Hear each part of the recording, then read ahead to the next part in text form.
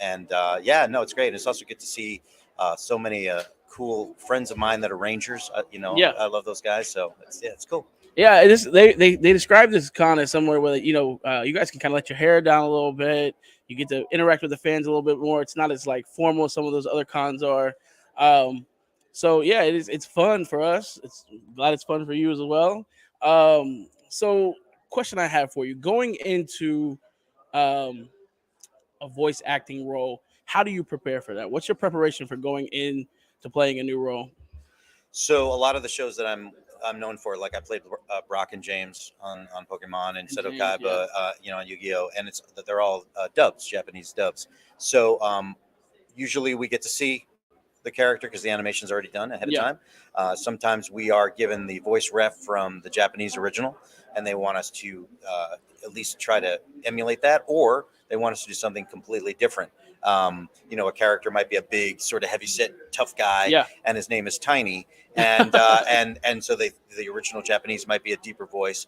But here, in America, they say, oh, it'd be funnier if you had a high pitched voice. That's Mm, a funnier idea. So, in terms of preparation, usually the director will have some sort of input yeah. for guidance. I know that because I directed a lot of Yu-Gi-Oh, I directed a lot of Pokemon. I know that for me, we were we had a lot of characters that were in the same age group, same sort of type. Like especially Mm, on like Yu-Gi-Oh, you have like five young guy voices, yeah. right? So how do you tell the difference? How do you make them different? Mm. So we would sometimes assign different dialects or accents, even though sometimes it didn't make sense why this guy was British and this guy Right, was right, from New right. York and things like that. But it also made it very easy for the fans to recognize who Mm, was speaking if they even heard it from the other room yeah. because they had something different about them. So yeah, it really depends on the project. I also there are voices and registers that I like to use. I've made decisions sometimes to do a voice that's been painful to do, which would be a dumb thing to do for a Yeah. long running character. But yeah, it varies. Nice, nice, nice. So, would you have ever thought that Pokemon and even Yu-Gi-Oh would be where they're at now, and you would still be doing shows and just bringing so much joy to people's life, just meeting you? Did you ever think that it would be at this level? So when we first started working on Pokemon, we were working on a lot of other things. Mm, And anytime you start up a new show, the people behind it will tell you this is going to be the biggest thing ever. yeah, And so as an actor, you go, yeah, sure, I'm sure. yeah. But that was the surprise Mm, when they brought me in to. First, they brought me in to direct Yu-Gi-Oh before I had the role of Seto Kaiba. When they brought me in, I looked at the format of Yu-Gi-Oh and I said, "Oh, this is Pokemon 90210. This is for all the kids that grew up yeah, with Pokemon. Now there maybe want a little slightly more mature storyline. yeah, It's the same format. yeah. It's going to be huge, Mm, and so I'm not as surprised as the popularity for Yu-Gi-Oh because because the Pokemon model makes so much sense. yeah, There's a moral to the story.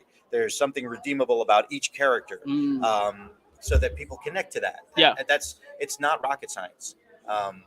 Don't reinvent the wheel when you're making a new cartoon. yeah, This is a formula that works.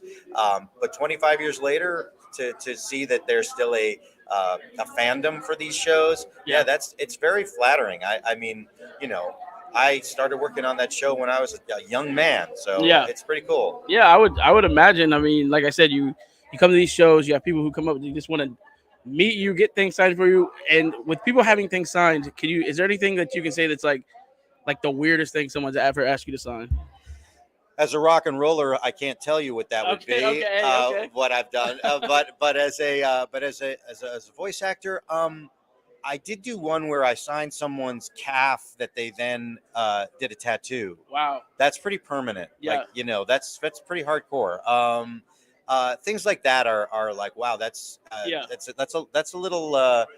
That's very flattering. Yeah, That yeah, you yeah, want yeah. my name, and I had to really make sure that you could read the letters of my name. Yeah. Yeah, I would think that goes at the top of the list.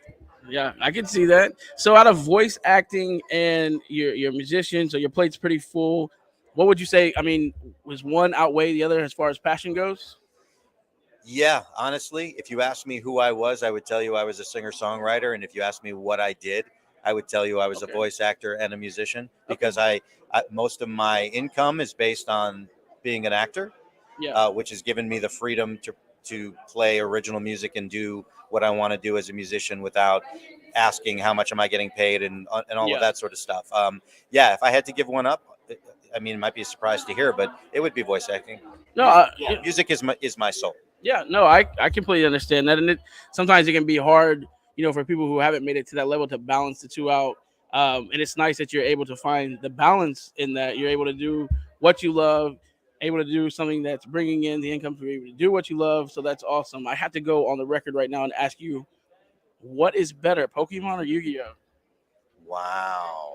It's tough. I gotta ask though. I got a friend who's watching right now, and we have this debate. I don't know if it's one is better than the other, but I will say this: I enjoy comedy. I love the funny stuff. So like a funny bad guy like James is a lot of fun to play. Yeah. But Kaiba is so easy for me to do because it might be a surprise, but the sarcastic sort of rival is really easy for me to find in my character.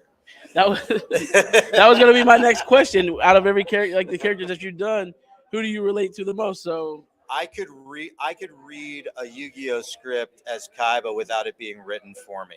Wow. Okay. So so when doing the preparation for the characters, that one was a little bit more easier for you because you're like, yeah, that's me. Yeah, well, because like the Team Rocket stuff, it's funny. Brock is funny too. And we had great writers on that show, and we had really good writers on the Yu-Gi-Oh stuff too. But the thing that got me the role of Kaiba was not necessarily just the voice that I was using. It's because I understood that the producer and the creator of the show, they were looking for that sarcastic rival, giving the hero a hard time without being a villain. So the personality was something that I could relate to. I got it. I understood it. So that's why it's easy for me to play, because I walk that line between being a rival and a villain. Nice. So you understood the assignment, like they like to say these days. That's good. Can you tell us anything that you're working on, or anything that you have going on? So two things. So music-wise, with the Eric Stewart band, I've been trying to do a single almost every month or a month and a half, just to keep working on music, especially during all the COVID stuff and not having any live performances was really tough for us.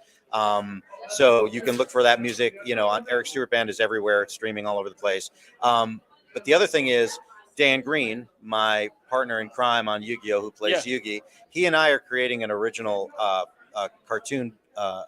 That has nothing to do with what we've done in the past. It stars a lot of the people that you've seen and heard before.